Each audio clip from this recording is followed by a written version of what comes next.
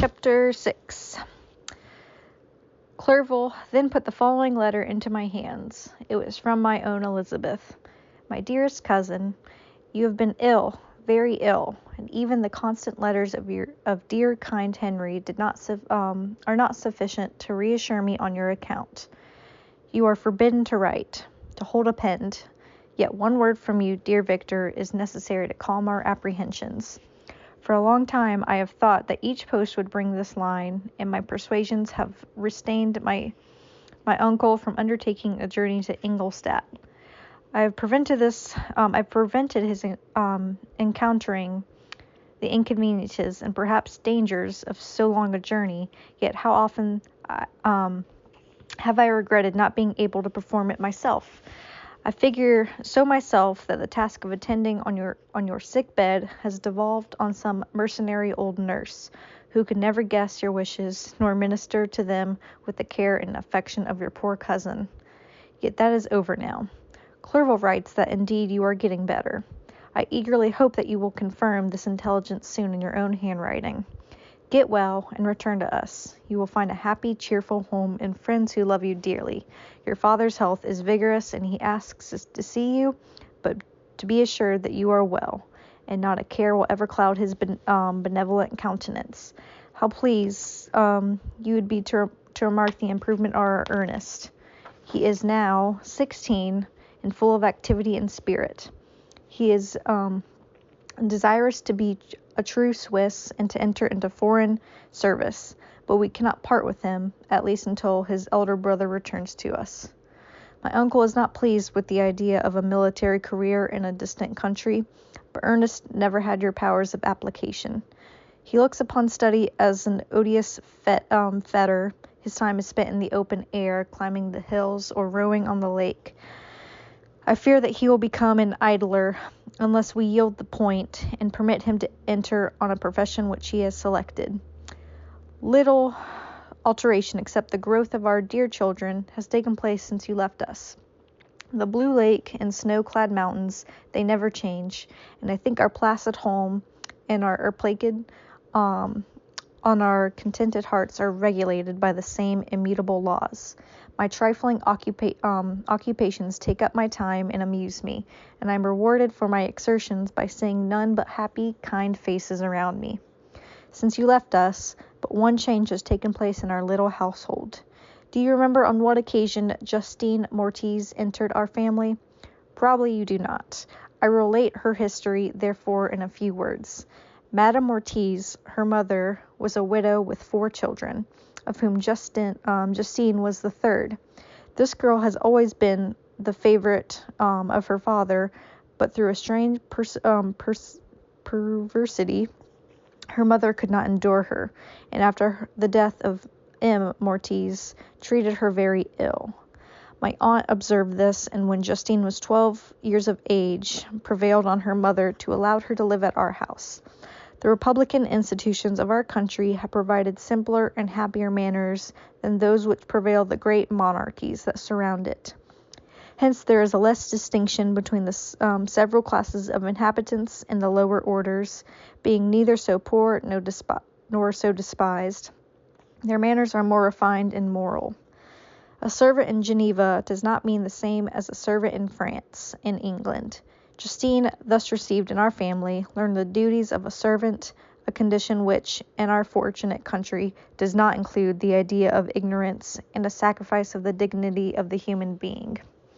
Justine, you may remember, was a great favorite of yours, and I recollect you once remarked that if you were in an ill humor, one glance from Justine would dissipate it, for the same reason that Aristo gives concerning the beauty of Angelica.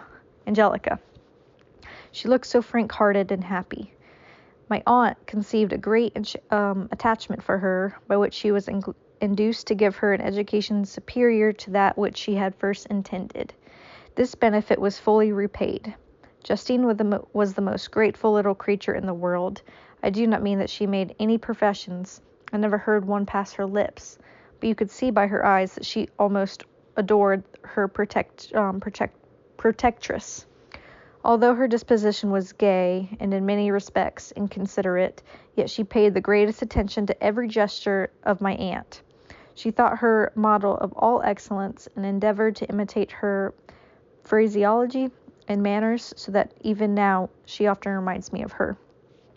When my dearest aunt died, everyone was too much occupied with their own grief to notice poor Justine, who had attended her during her illness with the most anxious affection. Poor Justine was very ill, but other trials were reserved for her. One by one, her brothers and her sister died, and her mother, with the exception of her neglected daughter, was left childless. The conscience of that woman was troubled. She began to think that the death of her favorites was a judgment from heaven to chastise her partially. She was a Roman Catholic, and I believe her confessor confirmed the idea which she had conceived. Accordingly, a few months after your departure for Ingolstadt, Justine was called by her repentant mother. Poor girl, she wept when she quitted our house, and was much altered since the death of my aunt. Grief had given softness and a winning mildness to her manners, which had before been remarkable for vivacity.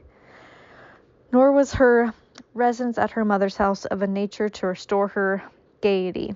The poor woman was very vacillating in her repentance. She sometimes begged Justine to forgive her unkindness, but much oftener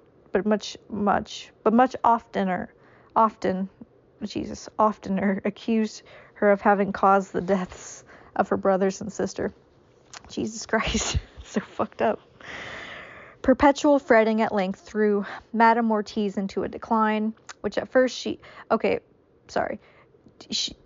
the beginning of this, she said, in a few words, I will describe, what Justine Steele is all about. This has been, 2.5 pages.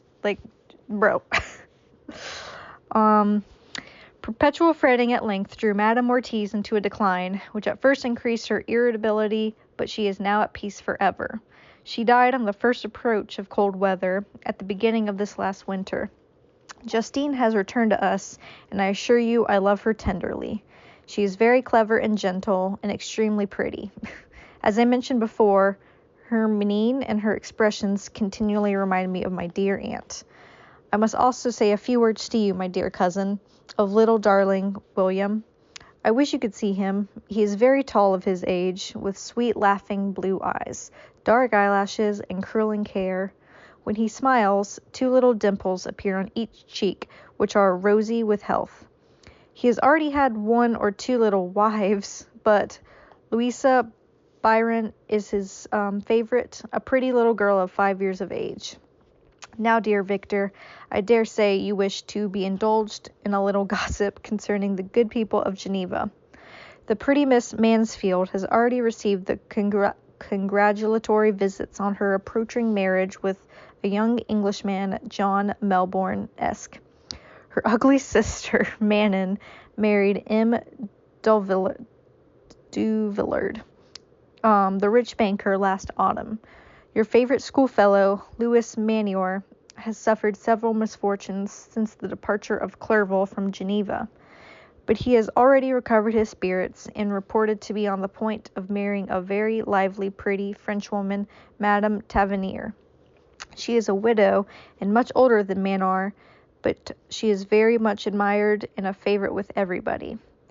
I have written myself into better spirits, dear cousin, but my anxiety returns upon me as I conclude. Write, dearest Victor. 1 line, 1 word will be a blessing to us. 10,000 thanks to Henry for his kindness, his affection, and his many letters. We are sincerely grateful.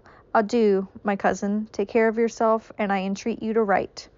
Elizabeth Lavenza. Geneva, March 18th, 17. Dear, dear Elizabeth, I exclaimed when I read her letter. I will write instantly and relieve them from the anxiety they must feel. I wrote, and this exertion greatly fatigued me, but my convalescence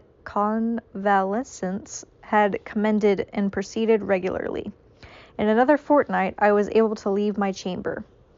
One of my first duties on my recovery was to introduce Clerval to the several professors of the university. In doing this, I underwent a kind of rough usage, ill-befitting the wounds that my mind had sustained.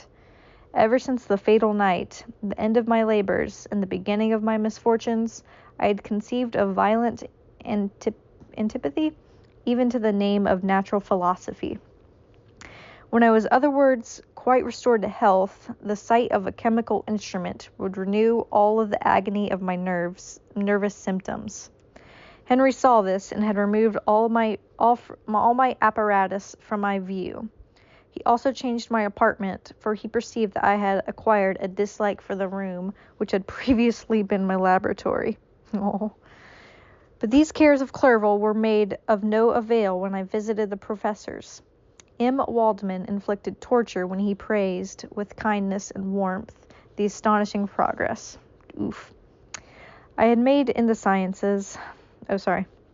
Astonishing progress I have made in the sciences. He soon perceived that I disliked the subject, but not guessing the real cause. He attributed my feelings to modesty and changed the subject from my improvement to the science itself, with the desire, as I evidently saw, of drawing me out. What could I do? He meant to please when he tormented me. I felt as if he had placed carefully one by one in my view those instruments which were to be afterwards used in putting me to a slow and cruel death. I writhed under his words, yet dared not exhibit the pain I felt. Clerval, whose eyes and feelings were always quick in discerning the sensations of others, declined the subject, alleging an excuse his total ignorance, and the conversation took a more general turn. I thanked my friend from my heart, but I did not speak. I saw plainly that he was surprised, but he never attempted to draw my secret from me, and although I loved him with a mixture of affection and reverence that knew no bounds, yet I could not persuade myself to confide to him that event which so often present to my recollection, but which I feared the detail to another would only impress more deeply.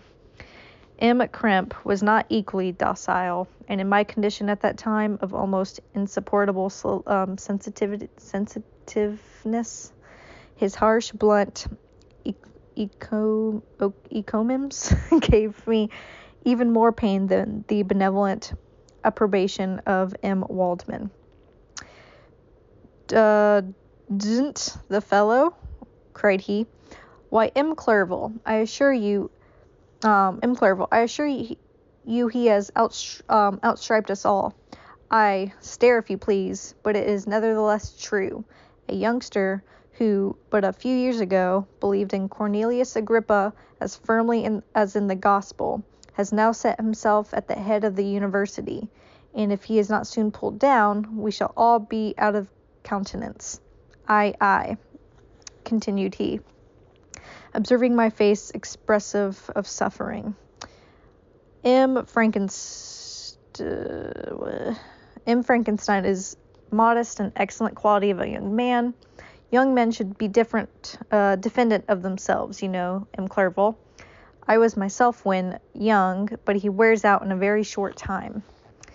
M. Krempe had now commended a eulogy on himself, which happily turned the conversation from a subject that was so annoying to me.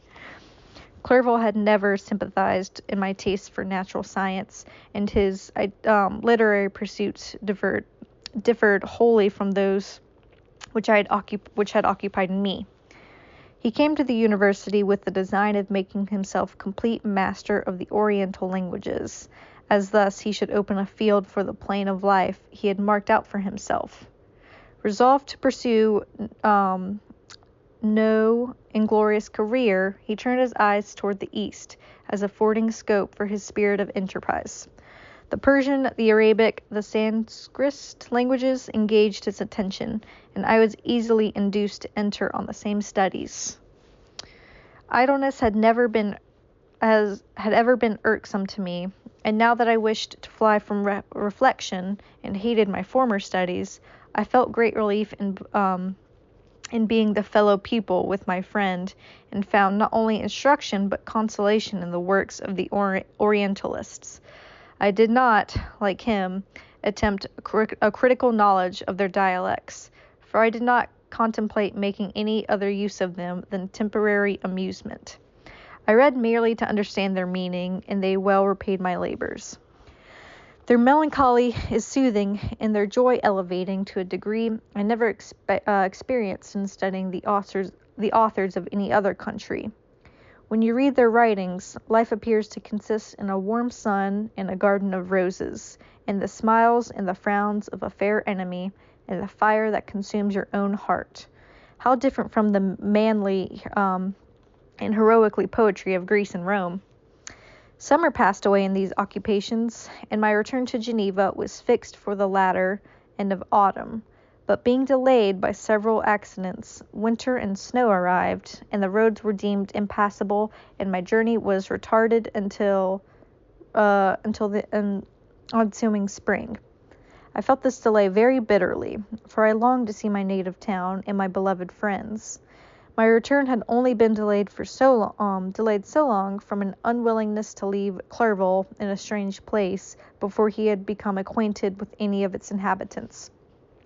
The winter, however, was spent cheerfully, and although the spring was uncommonly late when it came, its beauty compensated for its dilatoriness.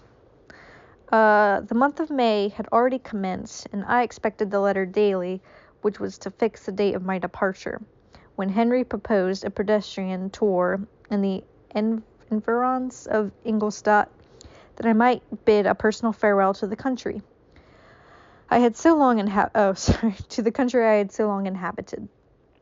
I acceded with pleasure to this proposition. I was fond of exercise, and Clerval had always been my favorite companion in the rambles of his nature that I had taken among the scenes of my native country. We passed a fortnight in these preambulations.